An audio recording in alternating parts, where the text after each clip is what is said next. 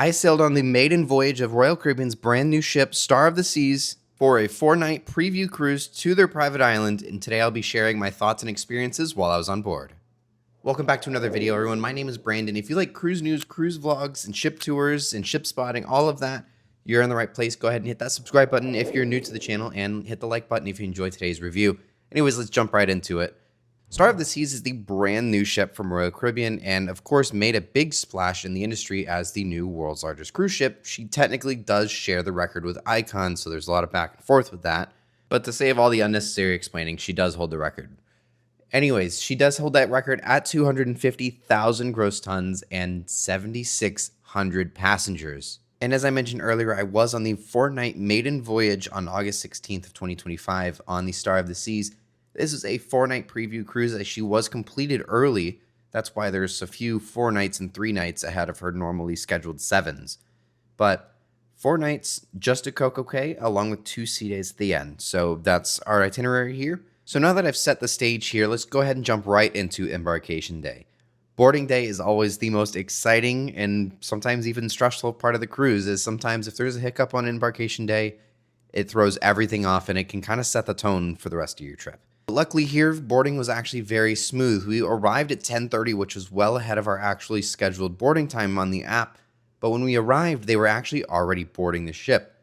Parking was also a breeze, despite there being Wonder, Utopia, and Star all having parking in the same terminal. Although that is a rarity, Wonder has now left Port Canaveral. I expected close to 0 parking, and I actually got a nice little corner spot very quickly and easily. So parking was great. And security, as always here in Port Canaveral, was quite the breeze, and check-in was just as easy.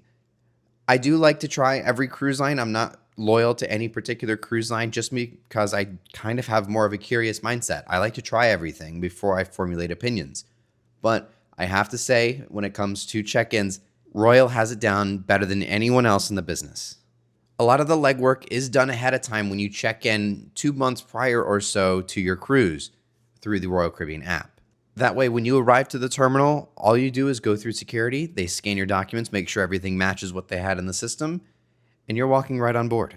Now, all the cruise lines do this as well. It's very similar throughout the industry. It's pretty standard at this point, but something with Royal Caribbean, their app is just so user-friendly, and even the website. If you don't have the app or you don't have a phone that has the app on it, you can go right to the website. You do the exact same thing there.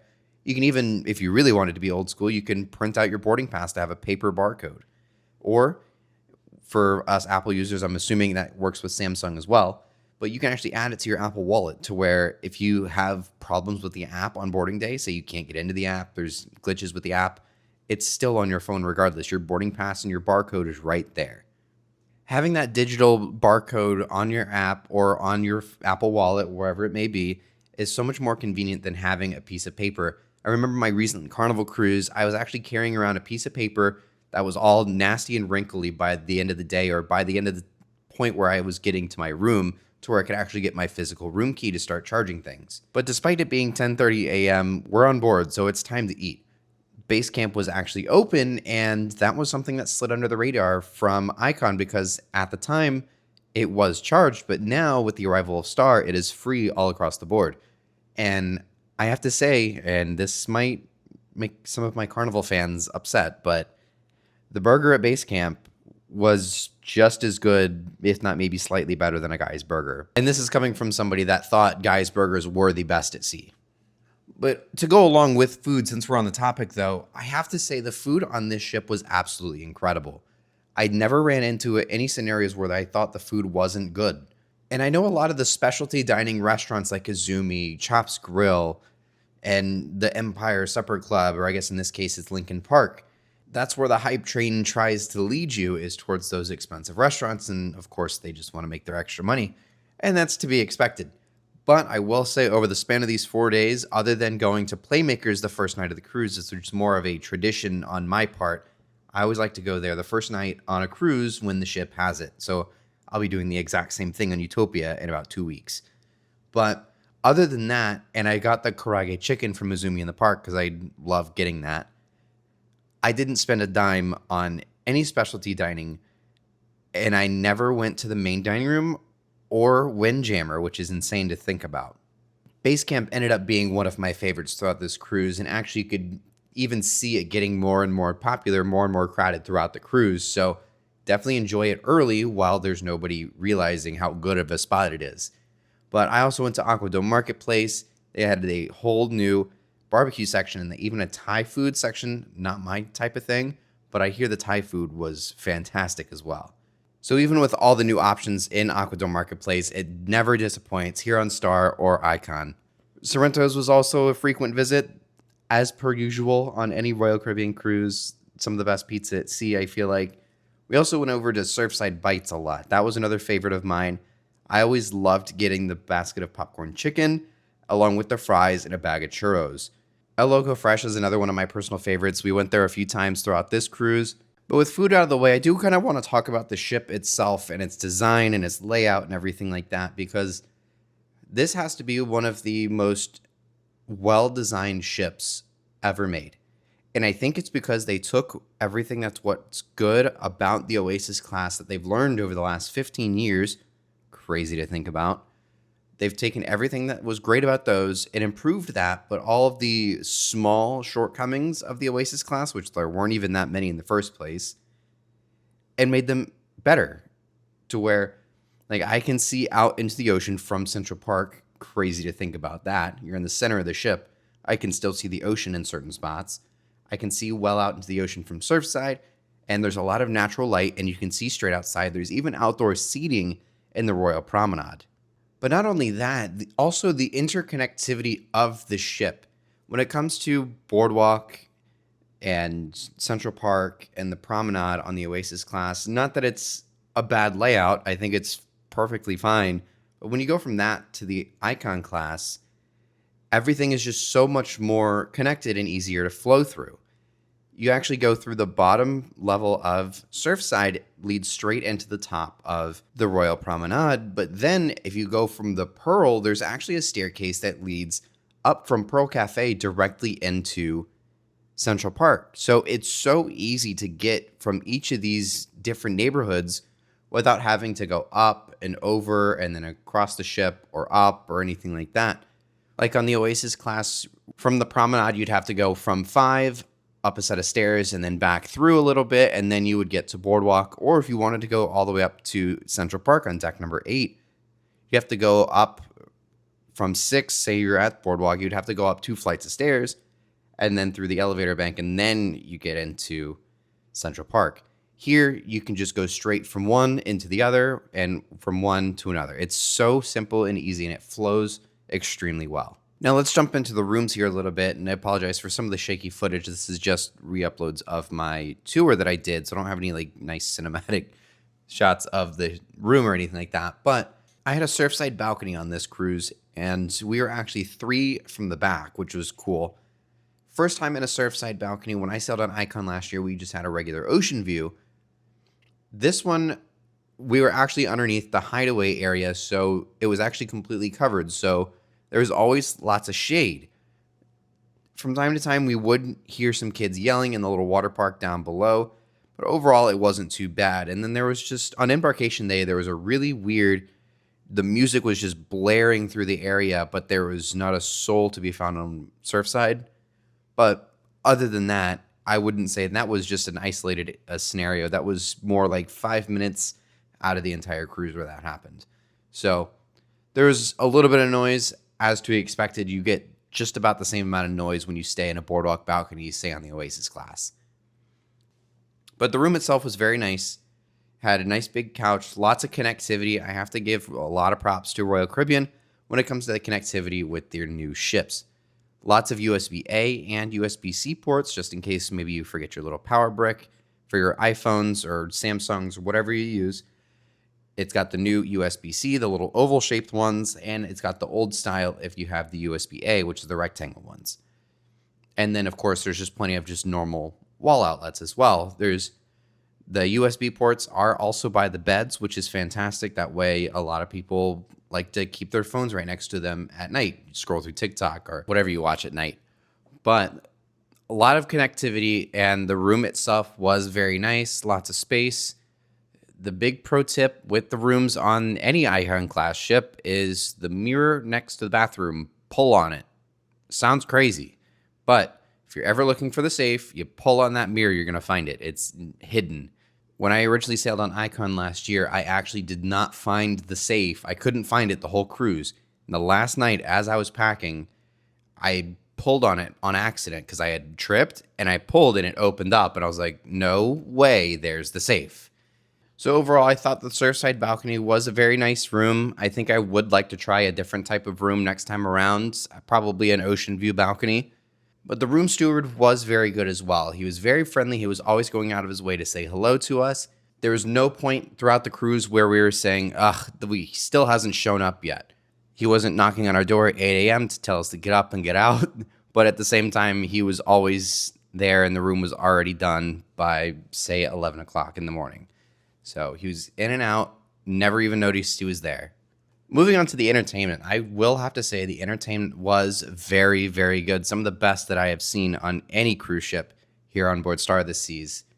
Torque in the Aquadome is by far my favorite aqua show when it comes to the Aquadome on Icon, Star, or the Aqua Theaters and the back of any of the Oasis class ships. Torque was by far the best one and my personal favorite. It did kind of have a racing and car inspired theme to it, which was really cool, as I do like cars. Cars are another one of my hobbies outside of cruising, and having this kind of as a theme was really, really neat for me, where the projections were like the pistons moving up and down inside the engines, race cars going on in the projections in the background too. And then there's also the starting grid lights, at the beginning of it. It was really neat. And outside of the theming of the show in general, the high dives were really cool. There's one high dive at the very beginning they do from the top where the ring is, and you will never see it. They do it out of nowhere, and it's very early on, so try to keep a close eye on it, but it comes out of nowhere, I promise. But the rest of the diving as well was really, really cool, as always, and just the performances, the dancing, and the water, going in and out, the stage moving up and down like it does in the Oasis class. That was all very good. We didn't experience any technical difficulties. I think this was the only show throughout our cruise that didn't have any. A lot of the shows were having some technical difficulties just because it was a brand new ship. It was the Maiden Voyage. Not only is Star of the Seas the largest cruise ship in the world, but she's one of the most technologically advanced ships in the world. And so when you're running all of that crazy and high-end technology that it does, there's bound to be some bugs the first time around. So they are very much ironed out by this point, but it was more of something that was kind of a interesting thing to see because we were on the Maiden Voyage, that there were a couple of hiccups, which is to be expected. My parents are actually on the sailing just a week after I was, and they said there was not a single problem the entire time. So Seoul was the ice skating show down in Absolute Zero, which is the ice skating rink. I thought it was a pretty good show. It has kind of a Western theme to it, so if you like stuff like that, you'll probably find it pretty good. It wasn't my favorite show out of all of the ice skating shows I've seen on Royal, but I will say the ending is what definitely redeemed the entire show. So it was a pretty good show the entire time, and then the ending is where it became a great show. So I will say that if you start to, kind of be meh on the show, just wait till the end, trust me, and you'll definitely not regret it. Back to the Future, the musical, was the Broadway show found on board Star of the Seas, and I've got to say that's one of my favorites, as I'm a big fan of the movies in general, and they did a very, very good job with the casting, as I thought a lot of the characters portrayed the actual movie characters very, very well. This is the show that we actually did run into a technical difficulty. It was one of the transitions from one scene to another, for some reason just wasn't lining up and just wasn't working. So there was about a 5-minute delay, and then we got through with the show. So very minimal delays, but we did experience one here with this one. Our one and only stop on this cruise was Perfect Day at Coco Cay, the private island for Royal Caribbean. We were actually docked right next to Utopia of the Seas, which is the third largest ship in the world, and of course Star being the largest. So to be expected, probably going to be some large crowds, but honestly, it wasn't that bad. Now, I didn't do much out in the island, as I really only booked this cruise mainly because I wanted to see Star of the Seas. I didn't want to do anything else. I just wanted to see the ship, which I'm a ship nerd, so it makes sense, but a lot of people probably want to enjoy the island. This is like my 10th or 11th time there, so I just wanted to see the ship, and I'll enjoy the Hideaway Beach Club adults-only area when I'm on Utopia in a few weeks. That was kind of my mindset, so really just got some photos of the ships, which was great and very, very cool to see as Utopia actually pulled in, which is a very rare thing for them to do. But after that, we had 2 sea days as we began to make our way back to Port Canaveral for Disembarkation Day. With a brand new ship and as many people as we had on board, you would think there would be a lot of issues, given it's the first time around, really, for the public sailings. But they actually were starting early, which was great. So the ship was cleared, everything was moving very efficiently, and only really took us a few minutes to get off. And we even were notified via the app while we were on our way home that they even said, hey, your luggage tag has been called, you're good to go. And it was well over an hour early. So it went really, really smoothly, not only for us, but it seemed like the entire operation in general was going very well, as they were an entire hour ahead of time, which is great. And now that I've talked about all of that, I do want to get into a few negatives. The room, as I mentioned, was a little warm. It was kind of spotty at times, but it wasn't really any detriment. It was more just, I wish it was a few degrees cooler in here, but so I'll knock it a little bit, but overall, not terrible. Base camp, I do think, was very, very hot back there. It is in a really cool spot because it is shaded underneath the basketball court, but they really need a few fans back there, especially on the really hot summer August days. It really was warm back there and really just needed a fan to cool people off. But honestly, that's all the negative things I have to say about this ship. I wouldn't even really call those negatives. I would more call those nitpicks, as I feel like I had to find something. Because if I was way too positive with this, then you would have thought Royal paid me to say it, which they did not. So with that, I will say, to wrap up, no cruise is perfect, but that was very close to it. I will give the Star of the Seas a 9.7 out of 10. I would say that's the closest thing to perfection I have ever experienced out of 54 cruises that I have been on in my lifetime so far. I would 100% sail on it again if I ever had the opportunity. And despite the high prices of the Icon class ships, I do think they are genuinely worth it. Despite the price tags, they are very high, don't get me wrong. But with the rising competition of MSC and their new world-class ships, with World America now rivaling Icon down in Miami and soon World Atlantic rivaling Star in Port Canaveral, and even at half the price of these Icon class ships, and as an MSC fan myself, I actually do like them a lot. I still think that the Icon class and Royal Caribbean stays on top by a long shot. Thank you all so much for watching today's review of Star of the Seas. Let me know what your thoughts are on the ship down below in the comments. Are you planning to sail on her soon, or did this help you influence your decision on sailing on Star or Icon of the Seas? Thank you all so much again for watching. Subscribe down below for all sorts of upcoming content on Star of the Seas, including sailaways just about every single weekend from Port Canaveral of this incredible ship. And I will see you in the next video.